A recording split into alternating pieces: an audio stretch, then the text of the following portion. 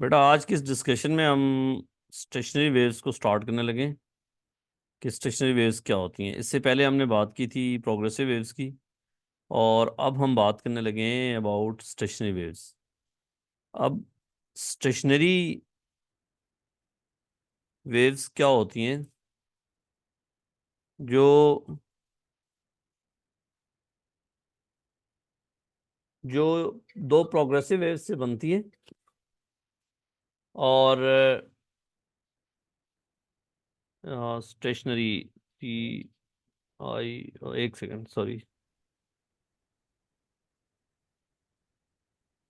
Let me correct it spelling.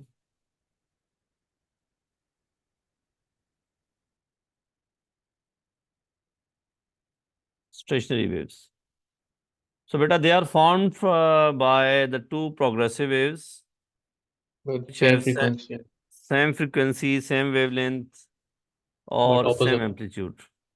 ठीक है, Mm. moving in opposite direction, formed by two progressive waves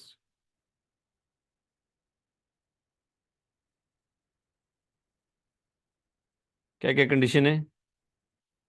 having same amplitude,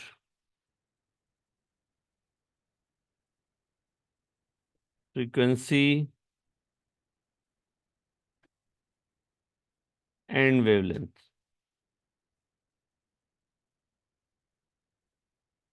ठीक है बेटा। दूसरी condition, they are moving in opposite direction।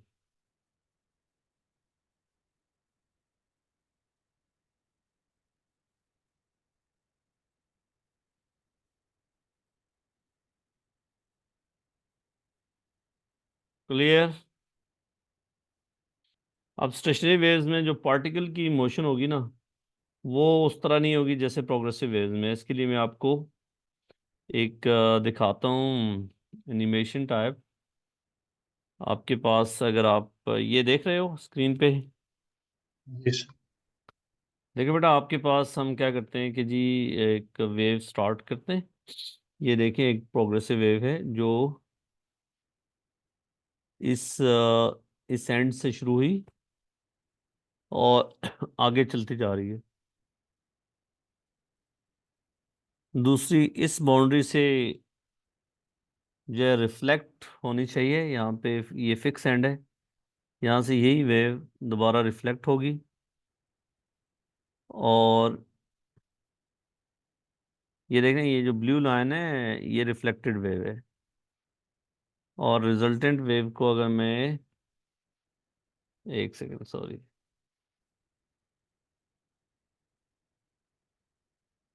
Incident reflect, ये देखो अब क्या हो रहा है आपके पास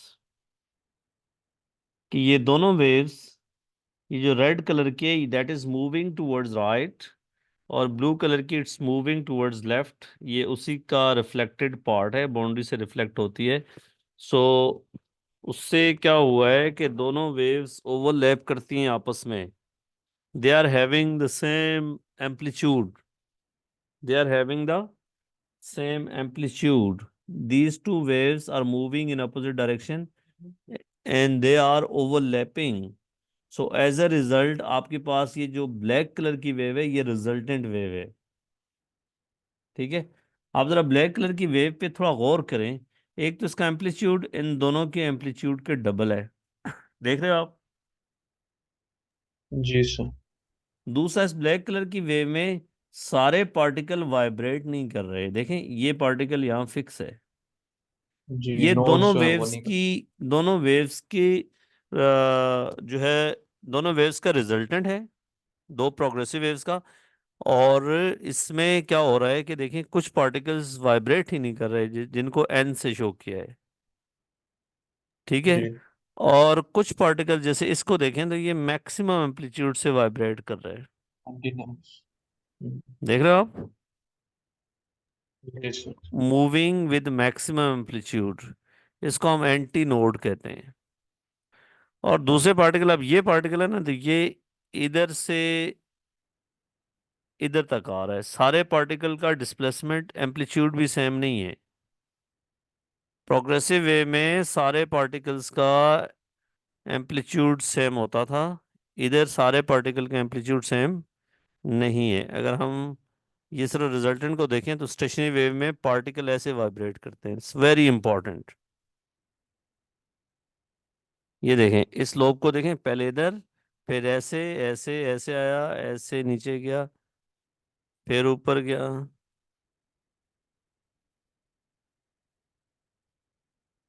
ठीक हो गया। जी सर। अगर आप यहाँ पे इस हिसाब से भी देखें, डेस्मॉस को यूज करते हुए, अगर अभी आपको क्या नजर आ रहा है स्क्रीन पे? डेस्मोस। डेस्मॉस नजर आ रहा है, देखें। ये आपके पास एक रेड और ये ब्लू कलर की वेव है, they are moving in opposite direction, और they are overlapping and they are forming the stationary wave जो इस कलर से शो की गई है। देख रहे हो? जी सर। फॉर्मेशन का भी पता होना चाहिए कि ये दोनों सेम एम्पलीट्यूड के हैं, they are moving in opposite direction and they are having the same amplitude, so they form stationary waves. So particle की वाइब्रेशन का आपको पता चल गया बेटा? इसी पे ही डिस्कशन होती है। एक तो फर्क आपने देख लिया कि प्रोग्रेसिव वेव और स्टेशनरी वेव में कि ऑल पार्टिकल्स का एम्पलीट्यूड सेम नहीं होता, और दूसरी बात, the stationary wave is found by two progressive waves having the same amplitude, frequency and wavelength, और they are moving in opposite directions। ठीक है। और इसमें जी स्टेशनरी वेव जो है, एनर्जी एक पॉइंट से दूसरे पॉइंट तक एनर्जी ट्रांसफर नहीं करते। ठीक है, स्टेशनरी वेव का मतलब क्या होता है?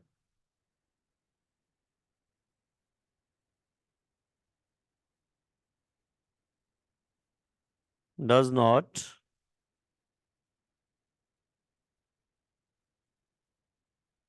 ट्रांसफर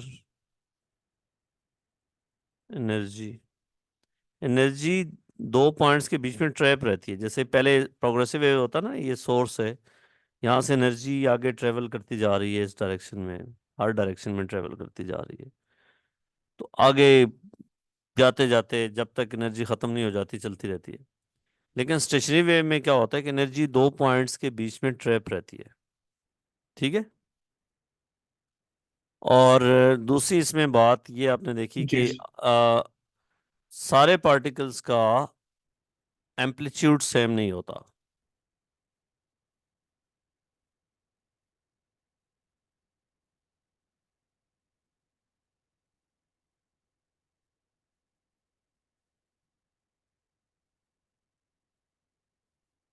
कुछ पार्टिकल मूव ही नहीं करते, उनको नोड कहते हैं। ठीक है, the particles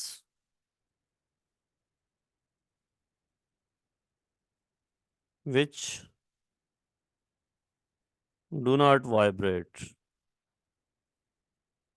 do not vibrate या जीरो एम्पलीट्यूड। ठीक है बेटा, दे आर नोन एज, जी। Progressive. They are known as node भाई, हो गए, अच्छा हाँ सर। Represented by N. और particle which have maximum amplitude, वो they are anti known node. As, anti node. हाँ जी, पार्टिकल्स विच हैव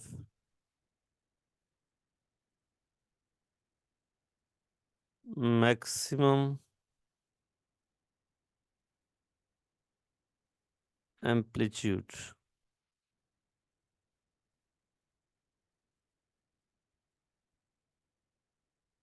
और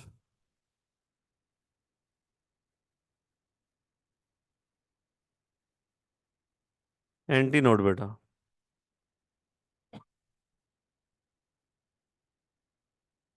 ठीक है, दे आर रिप्रेजेंटेड बाय ए। अगर आपको दोबारा से दिखा दूं उस एनिमेशन को, यहाँ पे जाएं,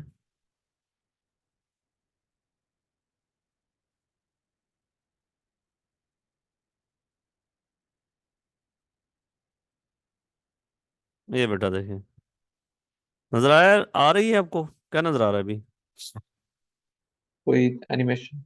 एनिमेशन, ये देखें, ये पार्टिकल बिल्कुल वाइब्रेट ही नहीं कर रहे। ठीक है, ये मैक्सिमम एम्पलीट्यूड है, ये एंटी नोड है। ठीक है,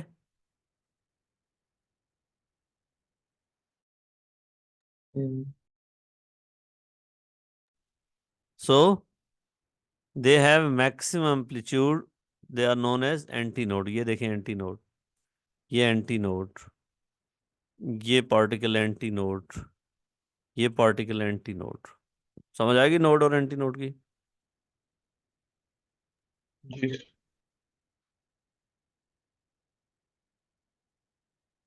अब हम बात करेंगे कि जी स्टेशनरी वेव में पार्टिकल्स की वाइब्रेशन कैसे होती है, जो पहले मैं आपको एनिमेशन में तो दिखा चुका हूँ।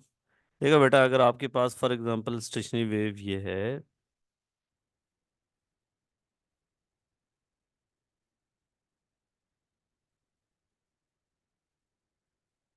इसमें एक नोड आपके पास ये है, दूसरा नोड ये है, तीसरा नोड ये है। कितने एंटी नोड है इसमें? 3। Anti node anti nodes 1 2 2। 2 हैं। ठीक है, और बेटा जी। इंपॉर्टेंट बात याद रखना कि अगर आपसे कहा जाए कि इस वेव को, इसमें सबसे पहले वेवलेंथ की हम बात करते हैं कि दो कंजेक्टिव नोड्स के बीच में जो डिस्टेंस होता है दैट इज हाफ वेवलेंथ, और एक नोड को छोड़ के दूसरे दो नोड के बीच में जो फासला होता है दैट इज वेवलेंथ। ठीक है, and this distance is lambda by 2। This is very 2। Important कि ये डिस्टेंस रिपीट करना है? Between two hmm, conjunctive nodes is half wavelength, या जी। बेटा कंजेक्टिव एंटी नोड्स के बीच में भी डिस्टेंस देखें अगर, तो यहाँ से लेके यहाँ तक, दिस इज तो also half. Half wavelength. Distance between two consecutive nodes or adjacent nodes or adjacent antinodes is half of the wavelength।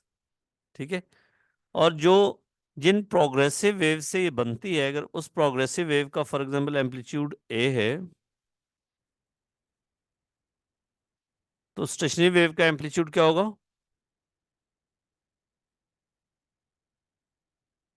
अगर क्या? बेटा आपको आवाज नहीं आ रही? नहीं, क्वेश्चन रिपीट करना। मैंने कहा अगर प्रोग्रेसिव वेव का एम्पलीट्यूड ए है, तो स्टेशनरी वेव का एम्पलीट्यूड क्या होगा? ए ही होगा। क्यों ए होगा भाई? दो जब प्रोग्रेसिव वेव्स अपोजिट डायरेक्शन में जाके वो एक दूसरे को अच्छा, वो कंस्ट्रक्टिवली कैंसिल आउट इंटरफेयर होगा। करेंगी, कैंसिल आउट नहीं होगा भाई।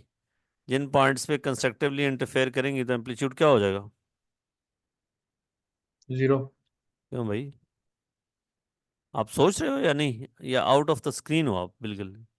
जीरो कैसे हो गया? एक वेव ये रेड है, दूसरी ब्लू है, इनका एम्पलीट्यूड दोनों का ए है, तो रिजल्टेंट कैसा बनेगा? अच्छा, ऐड होगा। तो कितना डबल हो बनेगा जाएगा। एम्पलीट्यूड? 2A। हाँ तो भाई आप ये सोचे ना, मुझे क्वेश्चन समझ में आ रहा है। क्वेश्चन मैंने क्लियरली बताया था कि स्टेशनरी वेव का एम्पलीट्यूड क्या होता है अगर प्रोग्रेसिव वेव का एम्पलीट्यूड ए हो तो, दिस इज 2A। हम्म, अगर आपको नहीं क्लियर हुआ तो ये देखें, एक सेकंड में हम उधर चले जाते हैं, दोबारा स्क्रीन पे आपको दिखा देते हैं, ये देखें। हाँ, वो तो समझ आ गया। नहीं, यही तो समझना था ना। ये देखें, जी। ये दो आपके आगे। पास है रिफ्लेक्टेड वेव की और इंसिडेंट वेव का एम्पलीट्यूड ये है, और स्टेशनरी वेव का एम्पलीट्यूड क्या है? डबल है, देख रहे हो उधर से? जी सर। जब दोनों वेव्स कंस्ट्रक्टिव इंटरफेयर करती हैं तो ये ऐसे हो जाती फ्लैट। जब दोनों हम्म, वेव, सॉरी, डिस्ट्रक्टिव, जब कंस्ट्रक्टिव करती है तो ये ऐसे हो जाता है। जी। जब ठीक है, डिस्ट्रक्टिव तो। क्योंकि ये दोनों पॉइंट देखना, एक वेव इधर जा रही है, दूसरी इधर जा रही है। ये देखें, इस लम्हे रेड और ब्लू को अगर आप देखें ना, तो ये देखें, यहाँ डिस्ट्रक्टिव, डबल। फिर यहाँ कंस्ट्रक्टिव इंटरफेरेंस, देख रहे हो? जी कुछ सर। टाइम्स पे वो कंस्ट्रक्टिव इंटरफेरेंस हो रहा है, कुछ पे क्रस्ट कुछ पे टफ के सर। साथ ओवरलैप कर रहा है, कुछ पे क्या हो रहा है, उल्टा काम हो रहा है। जी। तो इसलिए जो है इस केस में ये स्टेशनरी वेव का एम्पलीट्यूड का क्या मतलब है, वो 2a होगा। ठीक है। और इसको अगर कहा जाए कि जी स्टेशनरी वेव को, अब आप सबसे पहले स्केच करके दिखाने का बता रहा हूँ कि जी अगर स्केचिंग के लिए बात आ जाए, वो कहे जी इसको स्केच करके बताएं डिफरेंट टाइम्स पे। ये एक स्टेशनरी वेव है। ठीक है। इसको ऐसे भी शो किया जा सकता है, इस नीचे वाले पार्ट को ऐसे डॉटेड लाइन, इसका मतलब ये होगा कि कुछ देर बाद ये इस पोजीशन पे भी पहुंचेंगे पार्टिकल, ऐसे भी शो किया जा सकता है। जी। अच्छा यार देखो, अगर आपसे कहा जाए कि इस वेव को, इसका टाइम पीरियड जो है वो टी है, इसका मतलब क्या होगा कि इन पार्टिकल्स को नीचे से जाके वापस आना और ये नीचे से ऊपर जाके वापस आना, ये एक टाइम पीरियड कहलाएगा। ठीक है। तो हाफ टाइम हम्म, पीरियड बाद वेव को स्केच करना पड़े तो क्या होगा?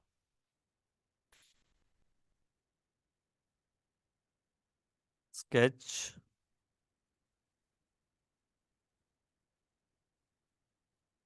क्या हुआ बेटा? ये देखो, ये पार्टिकल यहाँ से थोड़ी देर बाद, अगर बिल्कुल थोड़ी देर बाद करना हो तो ये वेव ऐसी होगी।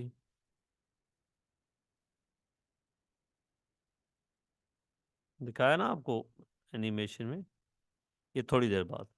फिर थोड़ी हम्म, और देर बाद करना हो तो ये पार्टिकल कुछ इस तरह के होंगे। समझ रहे थे आप? जी सर। थोड़ी और देर बाद करना हो तो ये कुछ इस तरह थे। फिर एक टाइम ऐसा था कि ये सारे पार्टिकल ऐसे। जी। फिर थोड़ी देर बाद ये ऐसे और ये ऊपर की तरफ जा रहे थे। फिर थोड़ी देर बाद ये ऐसे। ये डिफरेंट टाइम्स पे स्केच किया हुआ है। हम्म, फिर जो है ये कुछ इस तरह से, ये इस तरह डिफरेंट टाइम्स पे इसको स्केच किया हुआ है मैंने। ठीक है। अब अगर आपसे क्वेश्चन में कहता है कि जी एक वेव है, ये स्टेशनरी वेव, और इसको आप स्केच कर दें T/4 टाइम पे। टी टाइम पीरियड है।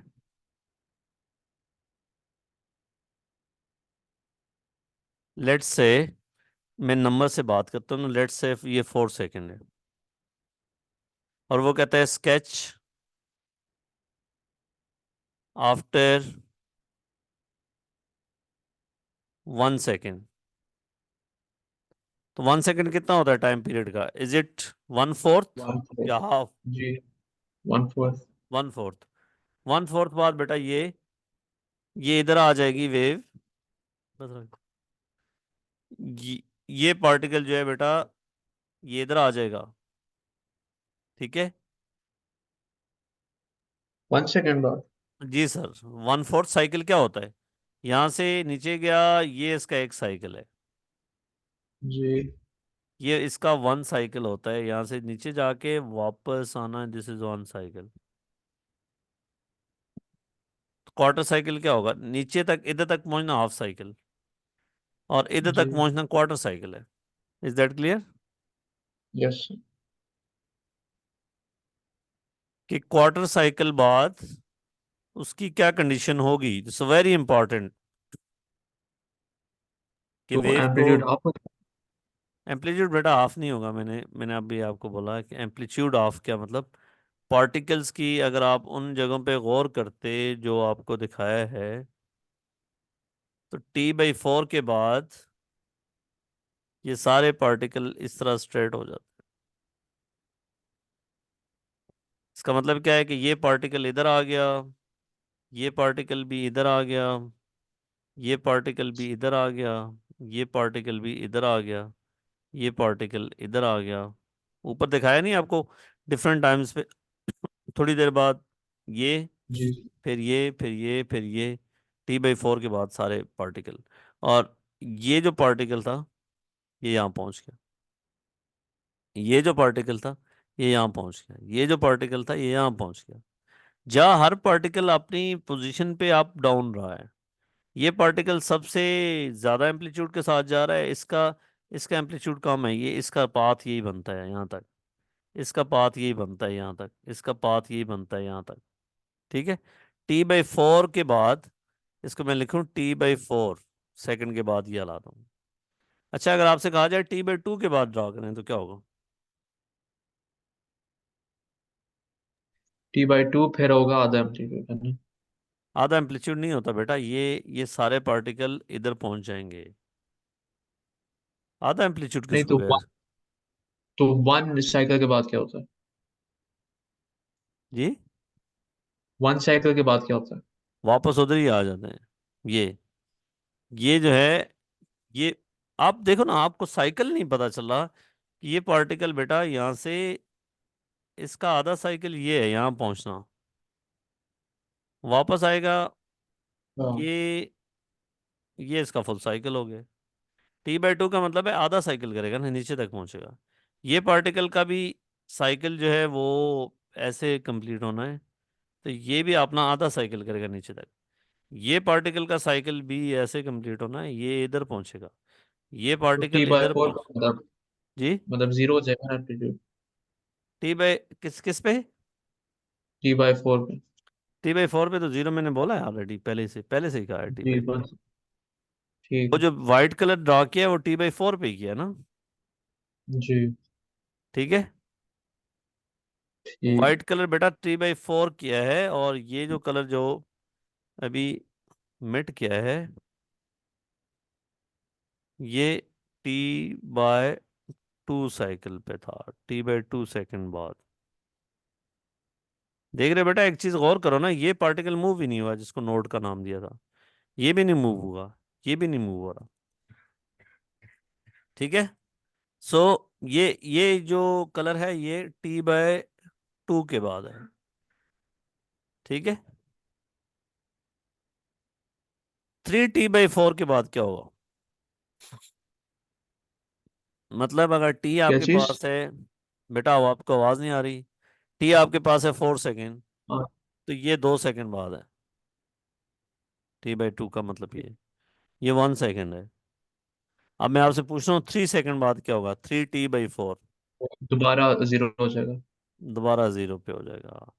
3T/4 पे दोबारा जीरो। देखें, यहां से यहां तक इस पार्टिकल का क्वार्टर साइकिल, हाफ साइकिल, फिर वापस से दोहराना, 3/4 साइकिल। तो इसी को मैं लिख देता हूँ यहाँ पे कि ये 3T/4 पे भी यही कंडीशन होगी, और वापस टी पे दोबारा यही कंडीशन होगी। ठीक है। टी पे यही कंडीशन होगी। क्लियर? अब अगर आप दोबारा एनिमेशन देखेंगे ना, तो आपको ज्यादा उसका समझ आएगा कि क्या हो क्या रहा है। ये देखें, हम सिर्फ रिजल्टेंट को ड्रा कर देखते हैं। ये देखें, देख रहे हो? जी सर।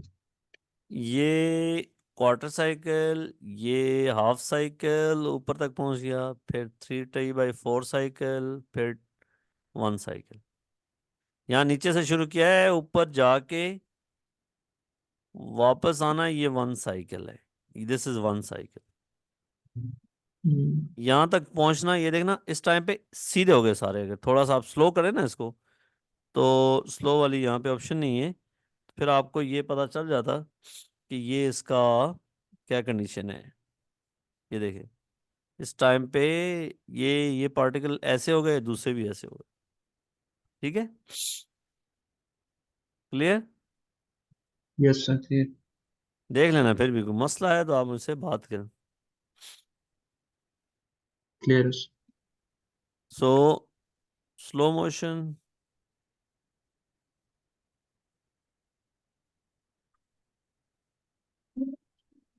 ये देखें, ये स्लो मोशन में चल रहा है। ये देख रहे हैं, ये particle coming coming coming coming, ये मीन पोजीशन पे अब आ जाएगा। ये देखना, ये देखना इस टाइम पे बिल्कुल पार्टिकल स्ट्रेट, फिर ये नीचे।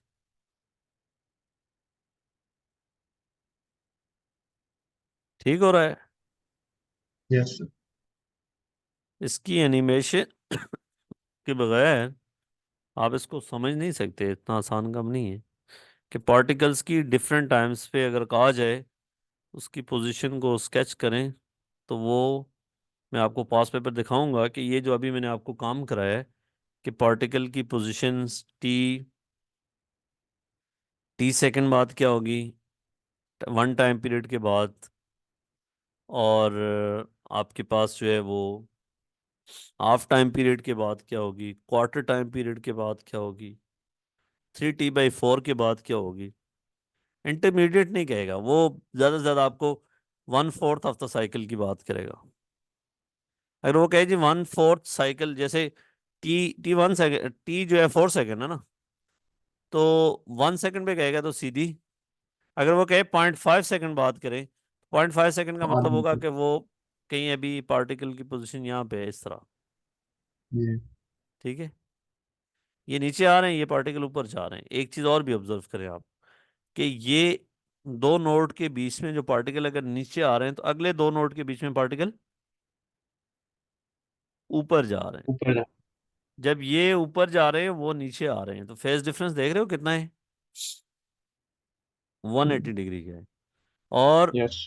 फेज डिफरेंस को अगर आप देखें दो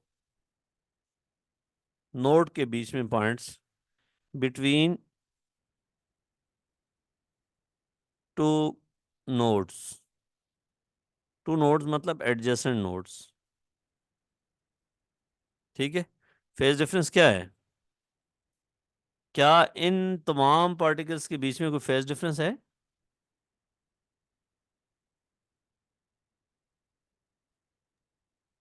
तो जवाब होगा नहीं है। ये अगर इधर आया है तो ये इधर आ गया, ये इधर आ गया, ये मीन पे पहुंचा, ये भी मीन पे पहुंच गया, ये भी मीन पे पहुंच गया, ये भी मीन पे पहुंच गया, ये भी मीन पे पहुंच गया, ये भी मीन पे पहुंच गया। ये नीचे जाने लगा तो सारे नीचे जाने लगे। तो बिटवीन टू नोड्स, इन दो तमाम पार्टिकल्स के बीच में फेज डिफरेंस क्या होगा, 0। Is that hmm. क्लियर? जी क्लियर। अगर वो कहे जी एक पार्टिकल ये इसको मार्क कर दे, एम है, दूसरा पार्टिकल इसको कहे जी ये एस है, what is phase difference between these two particles, तो आंसर इज 0। ठीक है, so the phase difference is 0। Zero. लेकिन अगर वो कहे इस पार्टिकल एम के और इस पार्टिकल के बीच में फेज डिफरेंस पी के बीच में क्या फेज डिफरेंस है, बेटा M is going one down, at P is going up. P ऊपर पहुंचेगा, एम नीचे पहुंच जाएगा। पी नीचे पहुंचेगा, एम ऊपर पहुंचेगा। तो फेज डिफरेंस 180 डिग्री। इन तमाम जी। पॉइंट्स के बीच में, इसके बीच में और इन पॉइंट्स के बीच में फेज डिफरेंस जो है वो 180 डिग्री होगा। 180। दैट मीन के फेज डिफरेंस जो अंडरस्टैंड करने वाली बात है, या 0 हो सकता है या 180 डिग्री हो सकता है, बाकी कोई फेज डिफरेंस नहीं होगा। ये नहीं बड़ा हो इंपॉर्टेंट फर्क है। ठीक है, phase difference between two nodes and phase difference of any particle between two nodes and next any particle between next two nodes is 180 degree.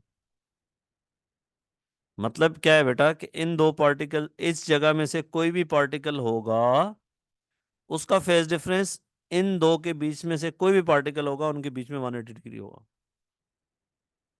ठीक है, क्लियर? Yes clear. और सबसे ज्यादा डिस्टेंस ये पार्टिकल करेगा जो एंटी नोड पे है। ये देखने एक साइकिल में इसने इतना ज्यादा डिस्टेंस किया, इसने कम डिस्टेंस किया है। So all particles don't have same amplitude. It's very important difference. सही है, फेज डिफरेंस सिर्फ दो ही एग्जिस्ट करते हैं, वेयर प्रोग्रेसिव वे में फेज डिफरेंस कोई भी हो सकता है, और ऑल पार्टिकल्स जो है they don't have same amplitude. ठीक है, अगर मैं इसमें ज्यादा सारे लूप बना देता हूँ। ये एक स्टेशनरी वेव है। इसमें एक नोड ये, दूसरा बेटा नोड ये, तीसरा नोड ये, चौथा नोड ये, 4 नोड है। एंटी नोड कितने? This is anti node, that is okay, anti node, 3। That is anti node. ठीक है। इन टर्म्स ऑफ वेवलेंथ बताना हो कि ये फासला कितना है सारा, तो क्या जवाब देंगे? हाफ है। नहीं, ये मतलब कैसे ईच, हाफ? दो नोड्स के बीच। बेटा हाफ वेवलेंथ ये होता है, मैंने ये डिस्टेंस मार्क किया है। अच्छा, ये होगा ये one one point five wavelength और ये 1.5 है। फिर हाफ। ठीक है, जी। 1.5 वेवलेंथ। ठीक 5। है। अगर मैं एक पार्टिकल मार्क करता हूँ ए, दूसरा पार्टिकल मार्क करता हूँ बी, इनके बीच में फेज डिफरेंस कितना है? 0। माशाल्लाह, phase difference between A and B is 0 degree. और मैं अगर आपको समझाना चाहूँ कि क्यों 0 है, तो आपको ये पता ऑलरेडी चल चुका है। मीन्स। स्क्रीन गायब तो नहीं हुई ना? वही स्क्रीन शेयरिंग पे क्या आ रहा है? जी, वही जो लिखा आपने। हाँ देखें, थोड़ी देर बाद अगर मैं बिल्कुल थोड़ी देर बाद इसको स्केच करूं, तो ये इस तरह होगा। ये प्रोग्रेसिव वेव की तरह नहीं है, याद रखना कि जी क्रस्ट को आगे ट्रेवल करवा देना आपने। ये थोड़ी देर बाद, अब ये पार्टिकल देखें नीचे आ गया, ये भी नीचे आया। ठीक है। और अगर एक पार्टिकल इधर है, सी यहाँ पे है, what is phase difference between A and C? 180 degree. 180 degree. ठीक है।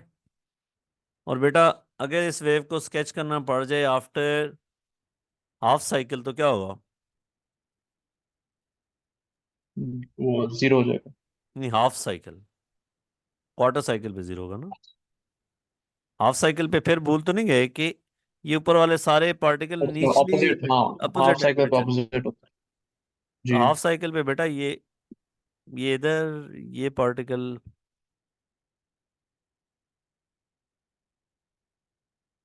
ये हाफ साइकिल के बाद, दैट इज टी हाफ। मतलब अगर इस पार्टिकल को पूछें कहाँ गया है, तो ये इधर इधर पहुंच गया। बेटा इस पार्टिकल जी। को पूछें किधर है, तो ये इधर पहुंच गया है। अगर कोई पूछे ये पार्टिकल किधर गया, तो ये इधर पहुंच गया। इसने भी अपना आधा साइकिल किया, लेकिन इसका टोटल डिस्टेंस कवर्ड जो है वो डिफरेंट है एक साइकिल में। ठीक है। प्रोग्रेसिव वे में ऐसा नहीं होता था, उसमें हर पार्टिकल जो है प्रोग्रेसिव वे में, ये अगर फॉर एग्जांपल प्रोग्रेसिव वेव है T0 पे, और इस वक्त ये पार्टिकल मीन एक्सट्रीम पे है, तो ये पार्टिकल अभी एक्सट्रीम पे नहीं है, लेकिन इसने भी इधर तक पहुंचना है। इसका सफर यहाँ तक रहेगा, इसका सफर भी इधर तक ही रहेगा प्रोग्रेसिव वे में। सब पार्टिकल ने इक्वल मतलब एम्पलीट्यूड था वहां पे। इधर ऐसा नहीं है। ठीक हो गया।